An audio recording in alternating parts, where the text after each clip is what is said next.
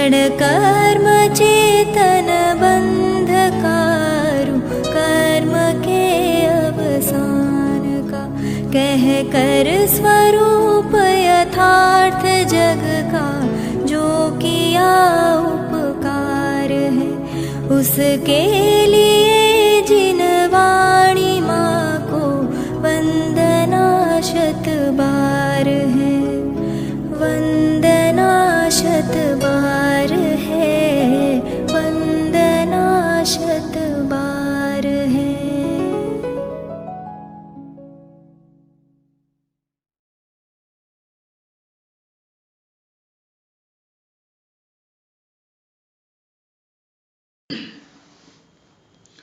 मंगलमय मंगलकरण वीतराग विज्ञान, नमो ताहि जाते भये अरहंतादिमान्।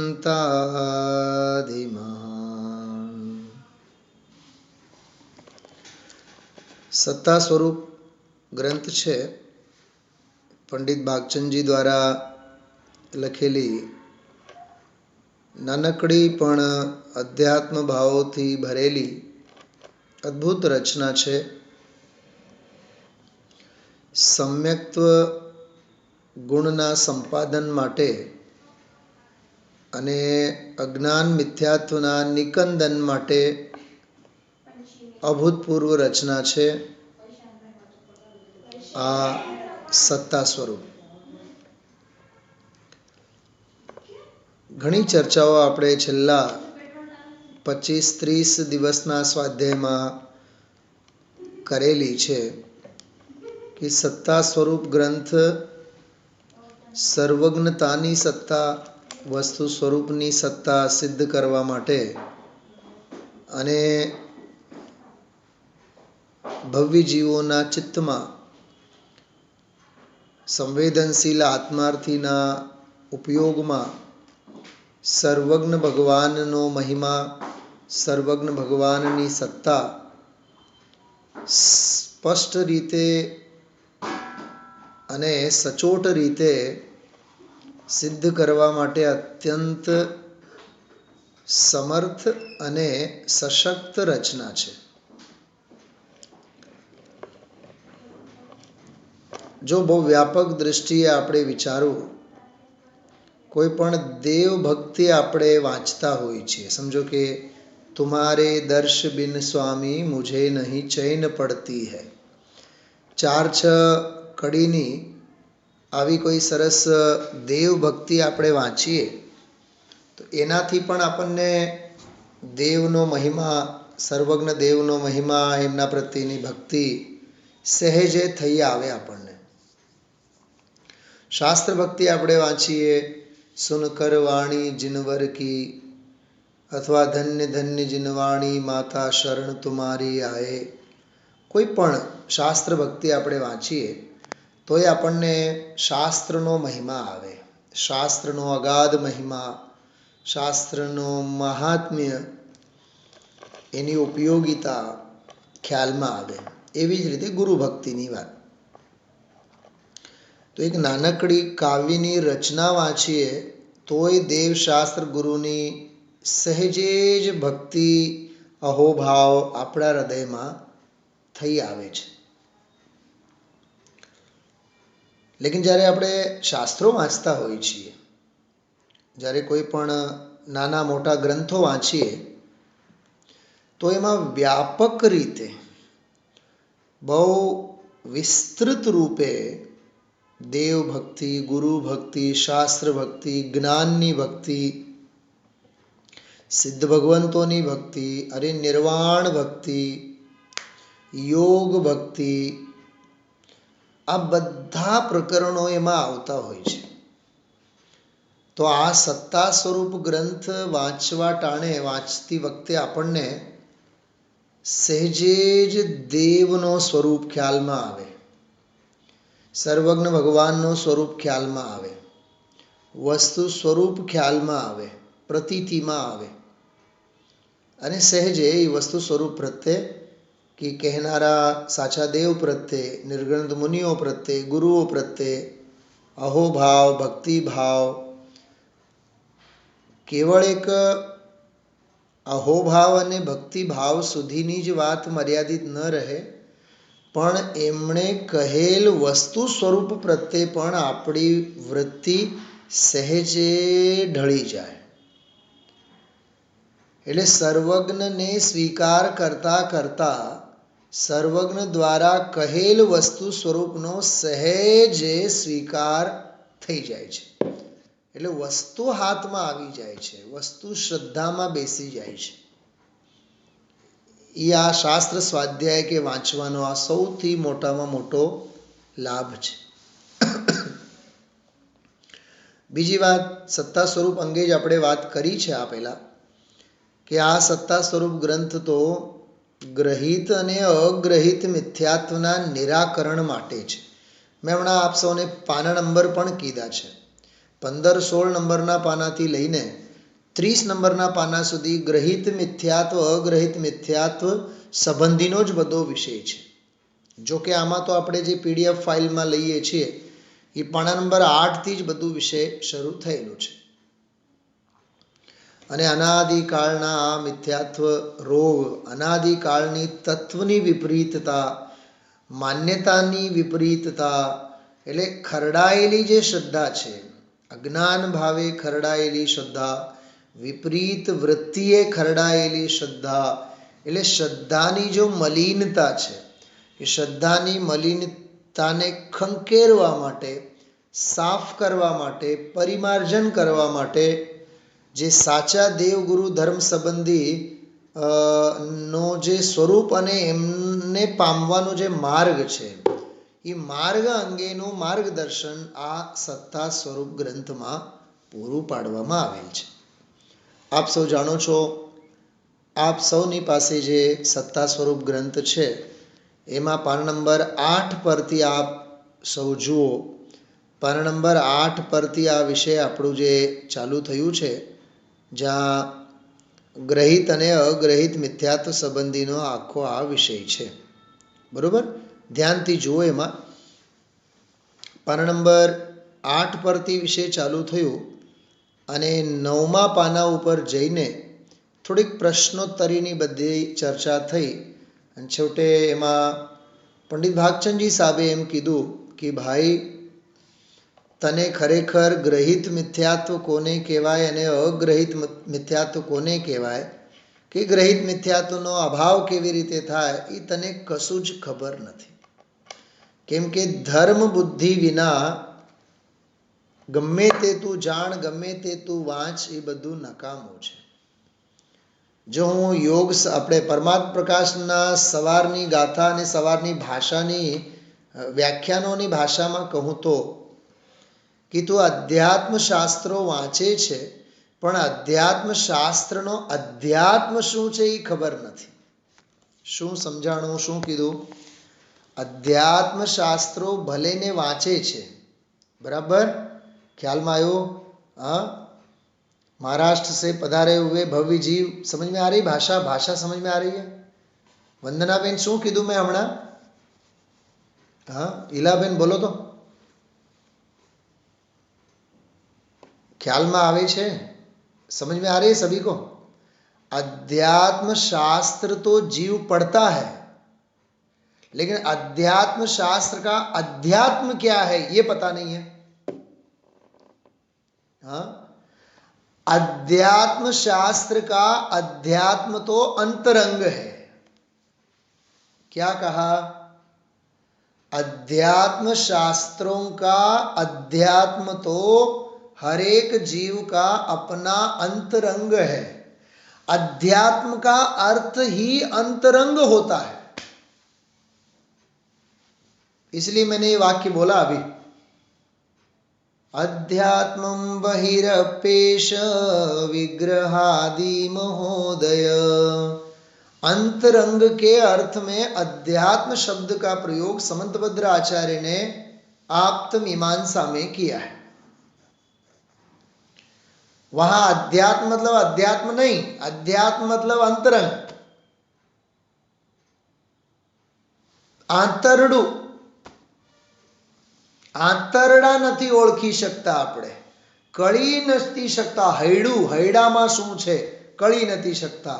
એને હૈડા કહો અને આંતરડા કહો, तलिया तपासी नहीं सकता अपने अंतरंग. तो अध्यात्म शास्त्रों का अंतरंग तो अपना आत्मा है. हाँ देखो, समय सार का सार क्या है? समय सार का सार अंतरंग आत्म सार है. आत्मज्ञान ही ज्ञान है, शेष सभी अज्ञान. समय सार को पढ़ने के बावजूद भी यदि आत्मज्ञान नहीं है, इसको अपन ऐसा समझो, समय सार पढ़ करके आत्मज्ञान करना ये सार है. क्या कहा? समय सार पढ़कर आत्मज्ञान भेद विज्ञान का होना ये सार है. और वह सार यदि नहीं है तो समय सार का पढ़ना भी अज्ञान है. देखो, मैं परमात्म प्रकाश के प्रवचन के आधार से बोल रहा हूं. मैं ये सब जो भी बोल रहा हूं वो ध्यान से सुनना. हाँ, परमात्म प्रकाश पढ़ा तो प्रश्न ये है, परमात्म प्रकाश का प्रकाश क्या है? परमात्मा प्रकाश का प्रकाश परमात्मा का प्रकाश है. समझाय छे? भाषा भाषा ख्याल में आवे छे? हाँ, परमात्मा प्रकाश का प्रकाश क्या है? कि जिसके प्रकाश में अपना परमात्मा दिख जाना, उसका नाम परमात्मा का प्रकाश है. तो यदि अपना भगवान आत्मा दिखता ही नहीं है अपनी परिणति में, तो प्रकाश कहाँ है? अंधेरा ही अंधेरा है, अज्ञान ही अज्ञान है. बात समझ में आ रही है? ऐसे समय सार तो पढ़ा, लेकिन सार समझ में नहीं आया, सार पकड़ में नहीं आया, तो क्या समय सार पढ़ा? इसलिए वो परमात्म प्रकाश में गाथाएं चल रही है स्वसंवेदन ज्ञान के संदर्भ में, कि अध्यात्म शास्त्रों को पढ़ता पढ़ता उसी में अटक जाता है तो कहते हैं जड़ो भवति, वह जड़ होता है, वह मूर्ख होता है. आज सवारे गुरुदेव श्री वांच्યું હતું આ जड़ो भवति. हाँ, जे लोकोए पण सांभळ्યું हશે सवारे गुरुदेव श्रीનું प्रवचन, એને આ વિષય યાદ આવશે. જડો ભવતિ. સમય સાર વાંચીને પણ જીવ જડ બુદ્ધિ વાળો થાય છે, અંદરમાં આત્માનું ભાન ન મળે તો.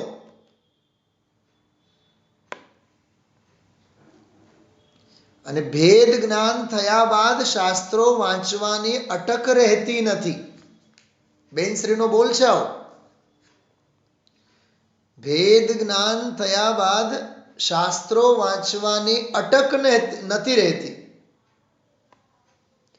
કયા શાસ્ત્રો વાંચવા અને કયા મૂકવા, એ પછી એનું કોઈ બંધન જ નથી રહેતો. પછી શિવભૂતિને ક્યાં કમ્પલસરી હતા શાસ્ત્રો વાંચવા? એ શાસ્ત્રોને આશ્રિત નહોતા, સ્વાશ્રિત હતા. શું કીધું? લખો આના ઉપર એક 10 પાના.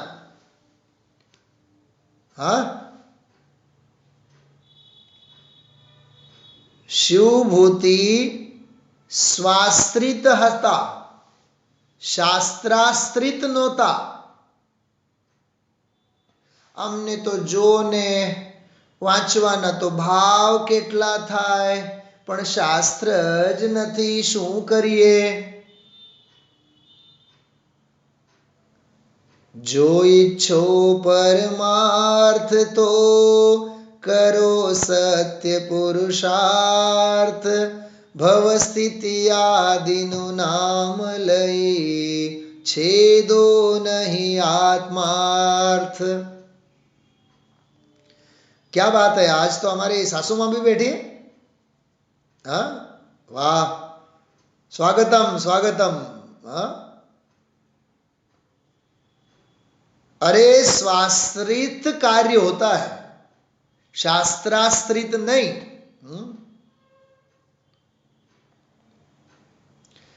भाव शुभाशुभ बंध स्वरूप शुद्ध चिदानंदमय मुक्ति रूप। શું કીધું? ભાવ શુભાશુભ બંધ સ્વરૂપ શુદ્ધ ચિદાનંદમય મુક્તિ રૂપ स्वाश्रय से मुक्ति बखानी अमर तेरी जग में कहानी। શાસ્ત્રે શું કીધું? શાસ્ત્રે એમ કીધું, શાસ્ત્રને આશ્રિત મુક્તિ નથી, સ્વને આશ્રિત મુક્તિ છે. વાહ! શાસ્ત્ર એમ કહે છે તું મને નહીં વાંચ, તું આત્માને વાંચ.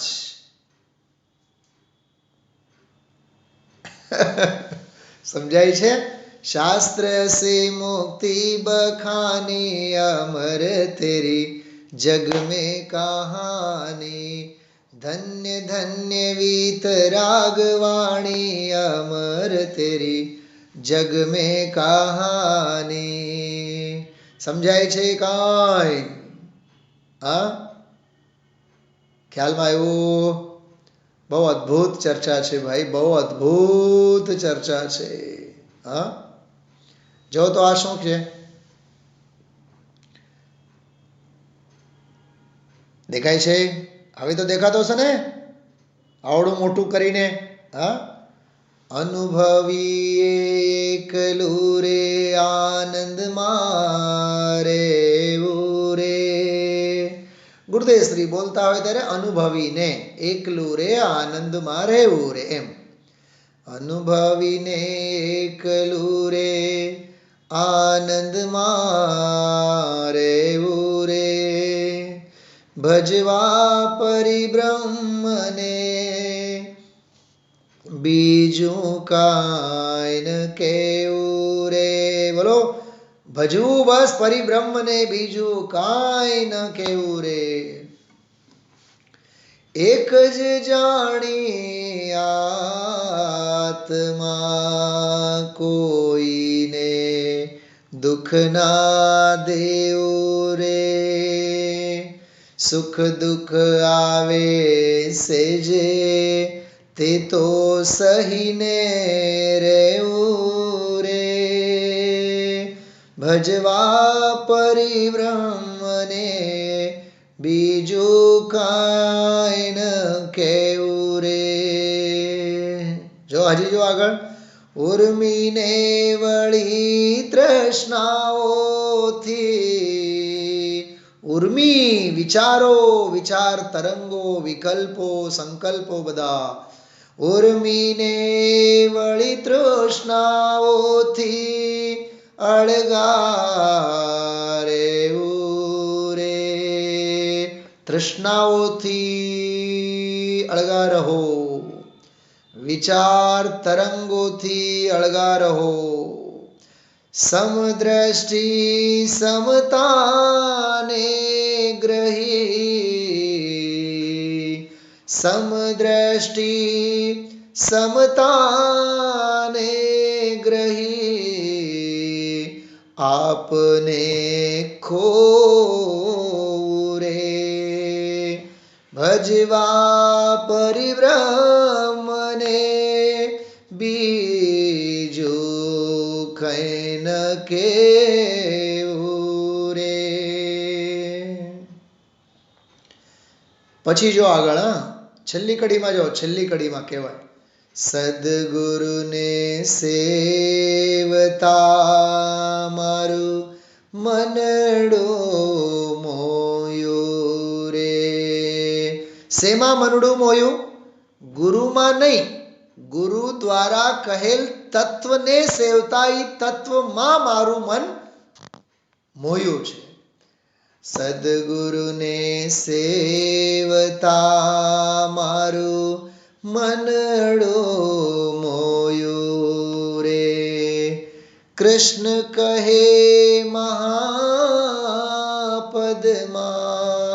મારો ચિત્ત પરોવ્યું રે. મહાપદ એટલે સિદ્ધ પદ, સંપૂર્ણ આત્મપદ. હા, શું કહે છે? કૃષ્ણ કહે મહાપદમાં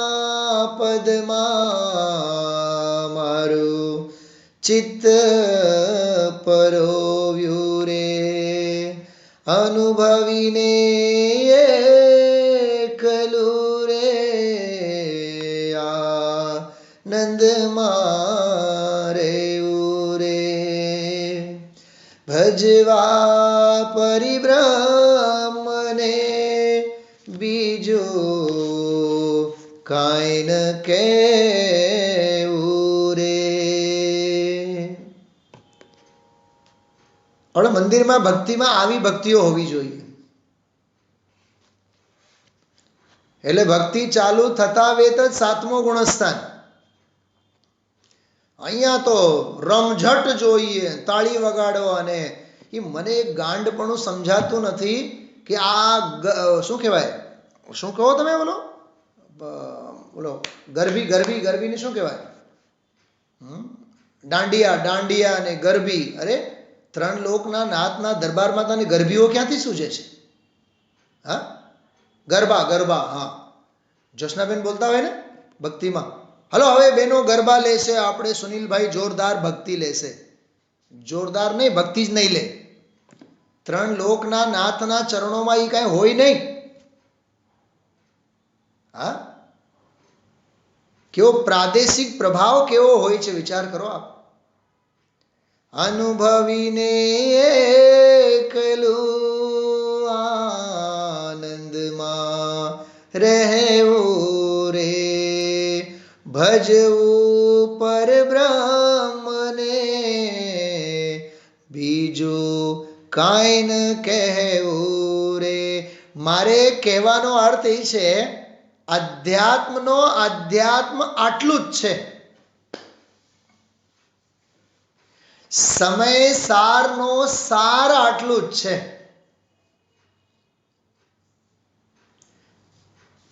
શું મેડમ સમજાય છે? યા કાઠિયાવાડી ગુજરાતી છે? તમારી કાઠિયાવાડી ગુજરાતી, અમારી કાઠિયાવાડી ગુજરાતી.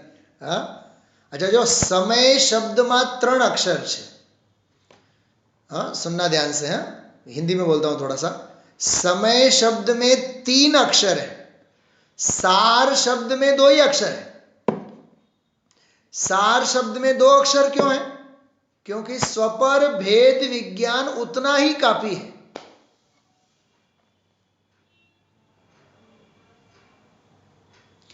આજે સાંજે 6 થી 7:15 જે સમયસારની વિદ્વાનોની ચર્ચાઓ થાય, એમાં એક વિદ્વાને એવો પ્રશ્ન પૂછો કે 69 અને 70 નંબરની ગાથા સમયસારની કર્તા કર્મ અધિકારની પહેલી 2 ગાથા. સમયસારની પહેલી 2 ગાથાઓ છે અજ્ઞાનીની,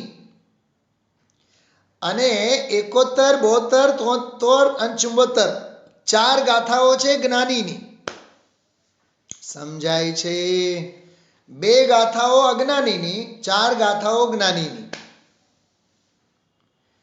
તો મને એમ કહેવાનું મન થયું કે અજ્ઞાનીની 2 ગાથા કેમ અને જ્ઞાનીની 4 ગાથાઓ કેમ? કેમ કે અજ્ઞાની પાસે 2 તો વસ્તુ છે, એક ગ્રહિત મિથ્યાત્વ અને એક અગ્રહિત મિથ્યાત્વ. જે આ ચાલે છે સત્તા સ્વરૂપમાં, એક ગ્રહિત મિથ્યાત્વ અને એક અગ્રહિત મિથ્યાત્વ. અને જ્ઞાની માટે 4 ગાથાઓ કેમ? કેમ કે જ્ઞાની પાસે અનંત જ્ઞાન, અનંત દર્શન, અનંત સુખ અને અનંત વીર્ય એનો બળ હોય છે. અને અનંત ચતુષ્ટયને લઈને ઊભો થનાર છે, ઊભો થવાને લાયક છે જ્ઞાની, માટે જ્ઞાનીની ગાથાઓ. એક બીજી વાત બહુ સરસ આવી કે એમાં ક્રોધાદિ, આત્મા અને ક્રોધાદિથી ભિન્નતાની વાત આવી. શેમાં? 69, 70 નંબરની ગાથામાં. તો એમાં એક પ્રશ્ન પૂછું कि क्रोधादि એટલે રાગાદિ ભાવો અને આત્મા એટલે જ્ઞાન.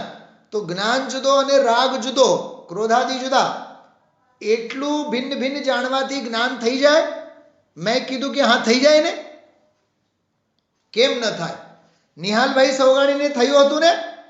ज्ञान भिन्न है राग भिन्न है एक समय की पर्याय भिन्न है साचो है आत्म राम परमात्म बन जाइयो. થઈ જાય? કરનારને શું ન થાય? कला होवी જોઈએ, कला. हाँ, समझ में आ रही बातें? भेद ज्ञान की कला होनी चाहिए. ऐसा अद्भुत है ये विषय. तो ग्रहित और अग्रहित मिथ्यात्व की चर्चा हम आप लोग कर रहे हैं. ग्रहित मिथ्यात्व के बारे में मैंने बहुत कुछ कहा है. जो नया नया नया नया नया ग्रहण किया जाता है, नई नई खोटी मान्यताओं का पोषण किया जाता है, नई जो कमाई है, न्यू अर्निंग, मनुष्य भव की जो न्यू अर्निंग है, उसे ग्रहित मिथ्यात्व कहते हैं. अपनी अपनी मान्यताएं, खोटी सारी मान्यताएं, उनको ग्रहित मिथ्यात्व कहते हैं. और अग्रहित मिथ्यात्व वो अनादि का है. सात तत्व संबंधी विपरीत मान्यता, आत्मा परमात्मा संबंधी विपरीत मान्यता जो अनादि की चली आ रही है, उसे कहते हैं अग्रहित मिथ्यात्व. मैं पहले एक उदाहरण के रूप में आपको बताता हूं. मलेरिया खराब या मच्छर खराब? डेंजरस कौन है बताओ? किंजल बोल दो. तारे ત્યાં હશે ને મચ્છર હશે? મચ્છરા હશે ને? हाँ, अच्छा, मलेरिया डेंजरस के मच्छर डेंजरस? बताओ नुकसानदेही कौन से हैं इसमें?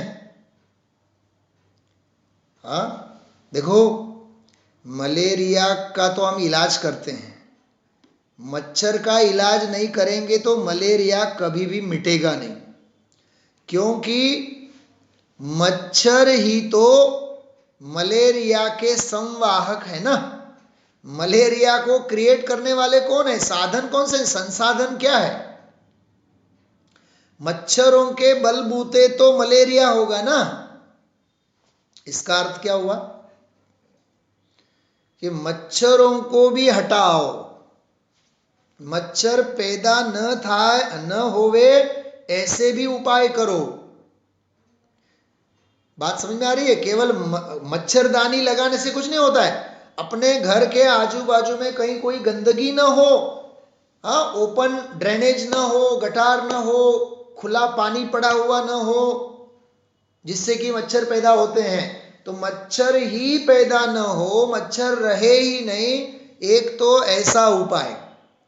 और जो मलेरिया हुआ है उसको मिटाने का उपाय.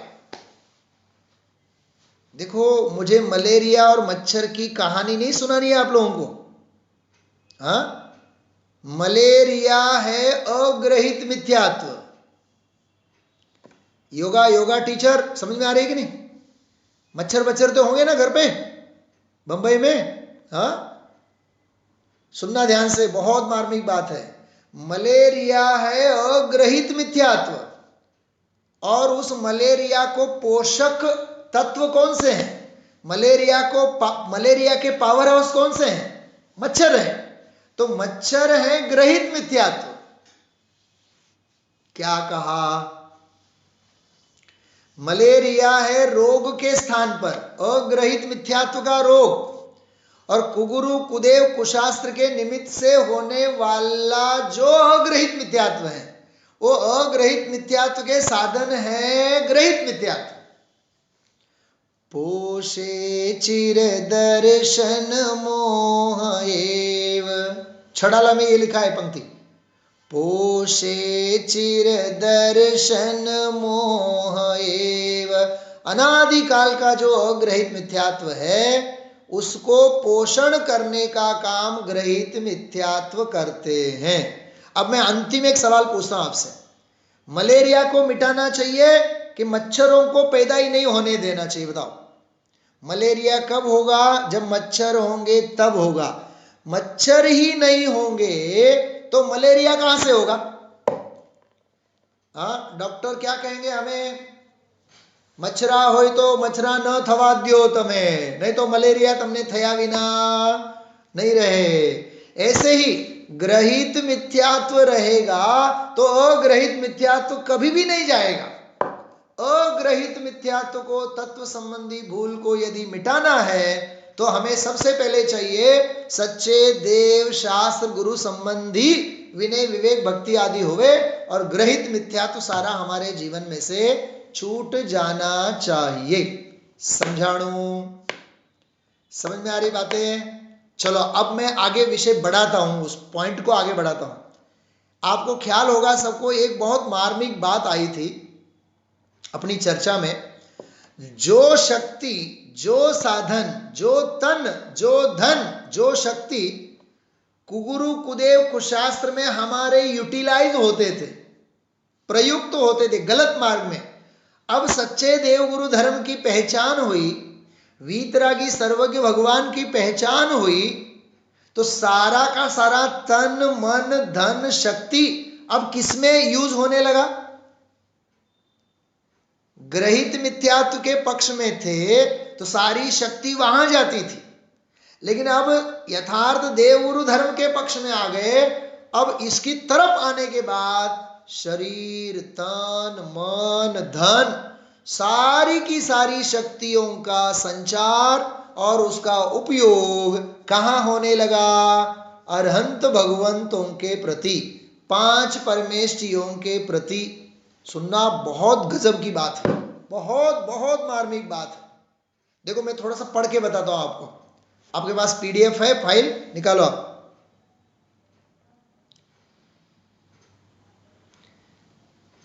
देखो इसमें लिखा हुआ है पेज नंबर 10, 10 नंबर के पेज पे, वहां प्रथम अवस्था में ग्रहित मिथ्यात्व के लिए, मतलब खोटे मार्ग के लिए, गलत मार्ग के लिए तन धन वचन ज्ञान श्रद्धान और कषाय आदि लगाता था। देखो इसमें क्या क्या लिखा है? तन मतलब काया, धन मतलब पैसा, वचन, वचन मतलब वाणी, बराबर, मतलब महिमा उनकी, संपत्ति पैसा उनके लिए, शरीर उनके लिए, अरे ज्ञान उनके लिए, श्रद्धा उनके लिए और कषाय भी उनके लिए काम करती थी। मतलब सारी की सारी जो पूंजी है अपने पास, वो सारी की सारी पूंजी कहां लगती थी? खोटे देव गुरु धर्म के सेवन में, गलत मार्ग में। देखो शक्ति तो यूटिलाइज होती है, क्या कहा? शक्ति तो यूटिलाइज होती है, शक्ति यूटिलाइज नहीं होती है ऐसा नहीं है।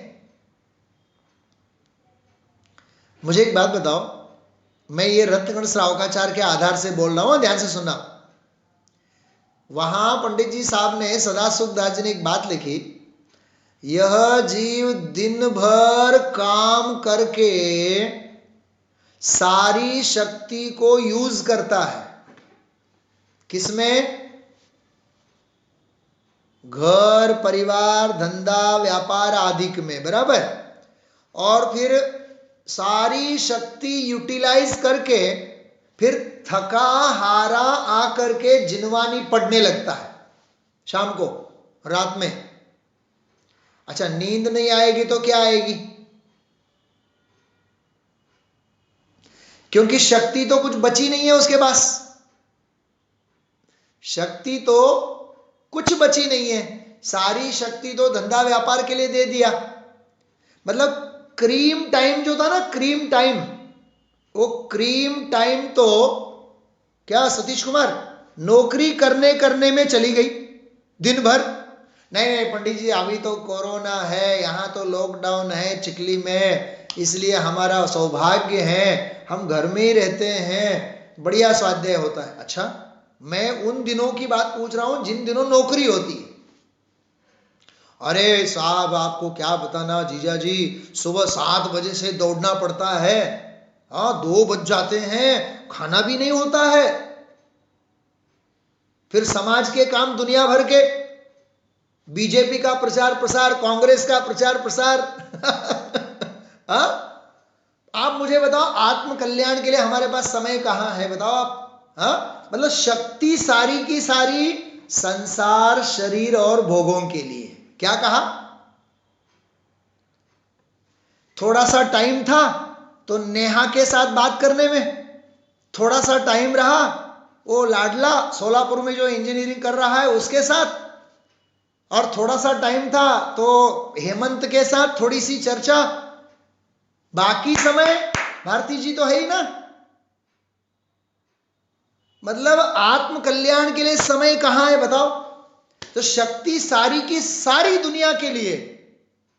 इसलिए दौलत राम जी ने हम आप लोगों को देख देख के लिखा है, हम तो कबहु न निज घर आए, हम तो कबहु न निज घर आए, पर घर फिरत बहुत दिन बीते, नाम अनेक धराए, शुद्ध बुद्ध सुख कंद मनोहर, आत्म रूपन भाए, हम तो कबहु न निज घर आए।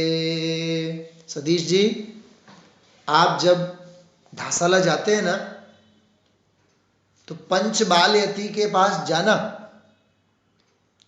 और वहीं बैठे रहना घंटे 2 घंटे, और ये केवल सोचना कि हे प्रभु, ये आजीविका के लिए न जाने कहां कहां कितना कितना दौड़ना पड़ता है, कितने राग, कितने द्वेष, कितने संकल्प, कितने विकल्प।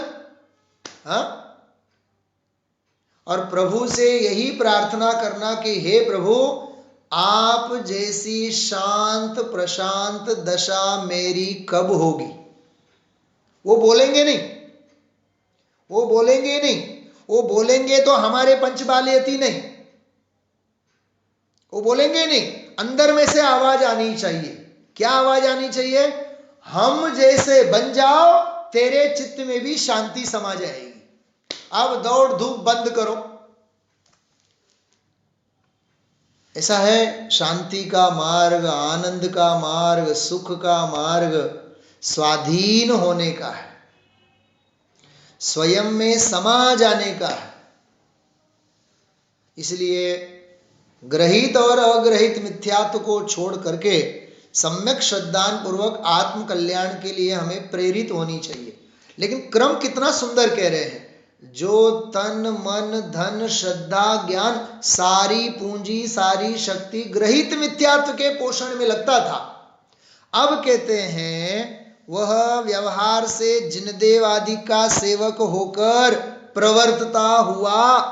क्या कह रहे हैं? प्रवर्तता हुआ। अब इन दूषणों से रहित हर्ष पूर्वक विनय रूप होकर सम्यक्त्व के 25 मल को विचार पूर्वक नहीं होने देता। बोलो, न तत्व के प्रति शंका आने देता, न कांक्षा, न विचिकित्सा, न मूढ़ दृष्टि, अरे न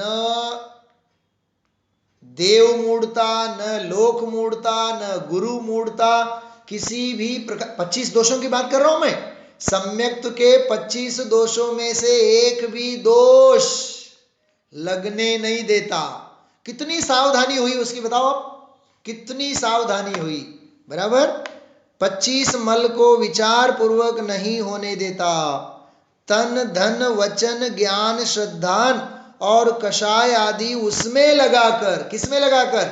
सच्चे देव गुरु धर्म में लगाकर सद्भाव रूप ही प्रवर्तता है। यहां शब्द क्या दिया? सद्भाव। तो अब तक क्या था? नहीं, अब तक क्या था? विभाव। अरे ग्रहित मिथ्यात्व में था जब तक, क्या था? विभाव भाव रूप परिणमन था। अब सच्चे देवगुरु धर्म में आया है तो सद्भाव रूप परिणमन, स्वभाव रूप नहीं कहा मैंने। क्या कहा मैंने? स्वभाव रूप परिणमन नहीं कहा। मिथ्या मार्ग में था तो विभाव भाव रूप, देव शास्त्र गुरु के क्षेत्र में आया तो सद्भाव रूप, पुण्य भाव रूप, और स्वरूप में चला गया तो स्वभाव रूप। तीन हो गए। तीन कौन कौन से हो गए? ये भेद ज्ञान करो, ये भेद ज्ञान करने जैसी बात है। देखो कौन कौन से मैंने कहा अभी, बोलो कौन कौन से कहे अभी? एक अनादिकाल का ये विभाव, बराबर। अब इसको छोड़ दिया, अब कहाँ आया? तो कहते हैं सद्भाव, बराबर। ये भी भूमिका के अनुसार हो गया। ये नंबर 1, ये नंबर 2, बराबर। विभाव मतलब अनादिकाल के अज्ञान में मिथ्यामय ग्रहित अग्रहित मिथ्यात्व के परिणाम, वो सब विभाव भाव। उनकी अपेक्षा से देव गुरु धर्म आदि में आया तो इनको कहेंगे सद्भाव। ये सद्भाव हैं, लेकिन ये स्वभाव भाव नहीं है। ये ऊपर के जो हैं विभाव, ये पाप के परिणाम थे, बराबर। और ये कौन से हैं? ये पुण्य रूप हैं, ठीक है। तो आप कहते हैं इसको जैसे छोड़ा ऐसे इसको भी छोड़ना है। तो इसको छोड़ करके कहाँ जाना है? तो कहते हैं स्वभाव में जाना है। ये है हमेशा के लिए अपनाने जैसा परिणाम। समझ में आ गई बातें? कितनी मार्मिक बात है, सोचो आप, कितनी मार्मिक बात है। हाँ, क्या क्या कहा मैंने? 3 बातें कही। एक अनादि का विभाव, एक अनादि का विभाव, और एक ज्ञानी की भूमिका में प्रकट होने वाला सद्भाव, और उसे भी छोड़ करके कहां जाना है? स्वभाव। है ना अद्भुत बात? हाँ, अब मैं एक बात बता दूं गुरुदेव श्री की स्टाइल में। अरे जेने हजी कलाक बे कलाक શાસ્ત્રનું સાંભળવું નથી, સત્સંગ નથી, હા 2-4-6 કલાકનું સત્સંગ નથી, એ શેમાં પડેલા છે? किसमें है वे? वो नियम से विभाव ही विभाव में पड़े हुए हैं, विभाव ही विभाव में पड़े हुए हैं, नरक निगोद के परिणामों में पड़े हुए हैं। आज नहीं कहा गुरुदेव जी ने, जो आ करोड़पति अब्जोपति सेठिया बदा दुखी छे मरीने नरक में निगोद में जवाना। ऐसा क्यों बोला? क्योंकि विभाव में पड़े हुए हैं। और सद्भाव में पड़ा हुआ होवे, सद्भाव में रहा हुआ होवे तो अधिक से अधिक स्वर्ग का पुण्य बंधेगा, मोक्ष नहीं होगा उसे। उसको अरहंत की भक्ति करते करते अपनी भक्ति करनी पड़ेगी। यह अर्घ्य समर्पण करके प्रभु निज गुण का अर्घ्य बनाऊंगा, निज के गुण का अर्घ्य बनाऊंगा, ये स्वभाव। और वहां यह अर्घ्य समर्पण करके ये सद्भाव। शब्द शब्द में मर्म है। आज सारा स्वाध्याय भूल जाओ आप, बस इतना याद रखना, अनादि का विभाव, ज्ञानी की भूमिका में सद्भाव, और ज्ञायक स्वभाव में स्वभाव, और कुछ नहीं। तो सद्भाव में तो आओ। क्या कहते हैं? सद्भाव में तो आओ, विभाव माती उभा थाव, अने सद्भाव में आवीने सद्भाव में ज उभा नहीं रहो, स्वभाव में जाओ। समझ में आई बातें? बस इतना काफी है आज का ये विषय। तो सारी शक्ति उसकी सद्भाव में लगती है, देव गुरु धर्म की भक्ति में लगती है, आगम की उपासना में लगती है, मां जिनवानी की आराधना में लगती है। हाँ, ऐसा हमारा जीवन होना चाहिए. બરાબર?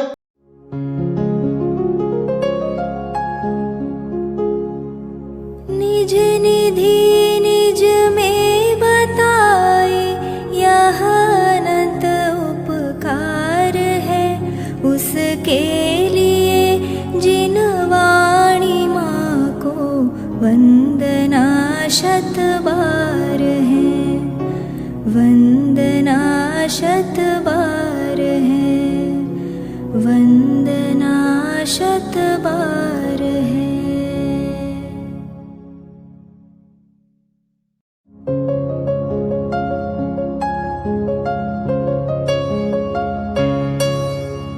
हे जिन वाणी भारती तो ही जपो दिन रैन, जो तेरी शरणा गहे सो पावे सुख चैन. जा वाणी के ज्ञान ते सूझे लोकालोक, सो वाणी मस्तक नवो सदा देत हो ढोक, सदा देत हो